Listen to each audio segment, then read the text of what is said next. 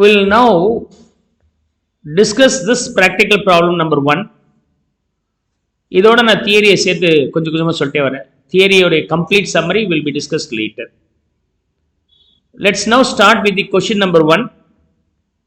The requirement being calculate EPS and calculate EPS if the sales increases by 20%. இந்த ரெண்டுமே நம்ம கண்டுபிடிக்கணும். EPS calculate பண்ணுறது ஒன்றும் கிடையாது இல்லையா? If you are aware about the income statement in vertical form, you can get it now easily. Earnings per share is nothing but earnings available to the equity shareholders divided by number of shares. So here the data is given. In the data which நம்ம EPS array பண்ணிக்கலாம். Let's see here. Sales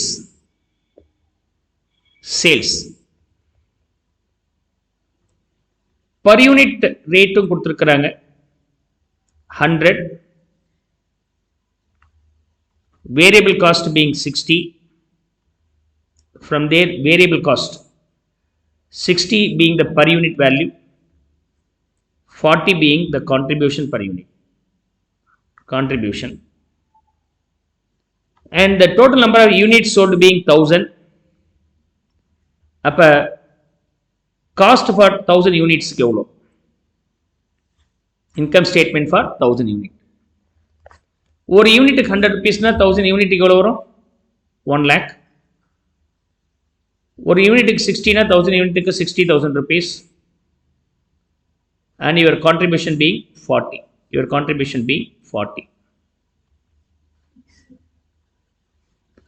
From there I have to subtract the fixed cost. Fixed cost usually per unitல சொல்ல மாட்டாங்க, அதனால நான் skip பண்ணிட்டேன். That 10,000 can be subtracted from the total contribution to get the EBIT. இந்த fixed costல நான் இன்னும் interest subtract பண்ணலன்னு assume பண்ணிக்கிறேன். So this is called EBIT.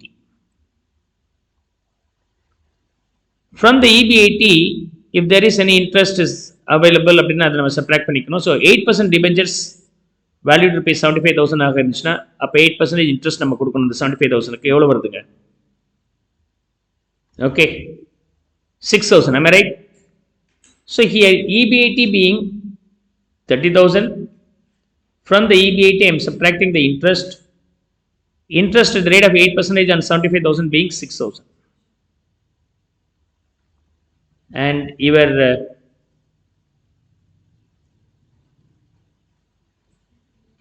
EBT being 24,000. Your EBT being 24,000. And from there, tax can be subtracted. Tax rate being 40% minus tax.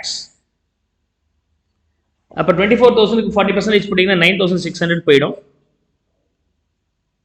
Then the EAT here being earnings after tax being 14,400. Okay, tax rate, units sold. From there I have to subtract the preference dividend if it exists. If it is not so, then this becomes earnings available to equity shareholders.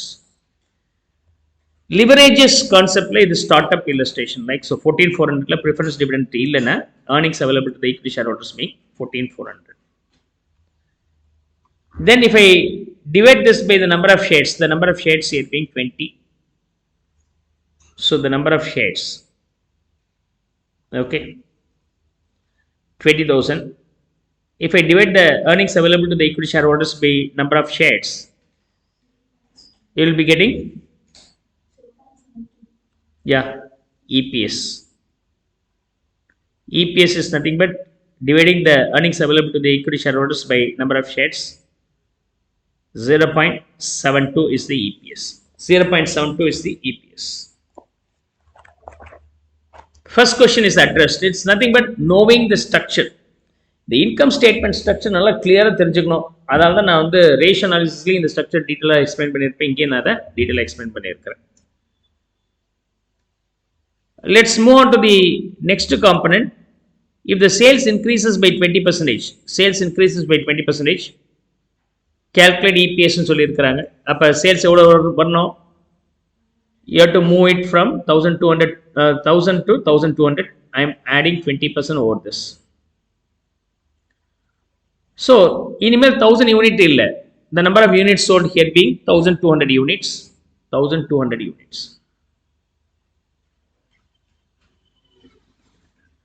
Sales being 1,20,000. Sales being 1,20,000. Variable cost in this case being 72,000. Am I right? Proportionately changes. Fixed cost will not be, contribution is then 48,000. There will not be any change in fixed cost, so it remains the same, 10,000. 10,000, okay. If I subtract that 10,000 rupees from 48,000, EBIT being 38,000. EBIT being 38,000. Interest, of course, it remains the same. There will not be any change, 6,000. And EBT being 32,000. Tax component on this at the rate of 40%. At the rate of 40%. Yes, 40% tax rate. 12,800 here. 12,800. And EAT being 19,200. 19,200. We don't have the preference dividend, then earnings available to the equity shareholders being 19,200. That remains the same. That remains the same. There is no change in the number of shares, that remains same 20,000. Other number of 20,000 share because of increasing the sales by 20%. Now your EPS being how much? 0.96. 0.96. You have to understand this one first of all. Is that clear? So calculate the present EPS as well as calculate the EPS if the sales increases by 20%. Format. Okay. Come on, make a note of it.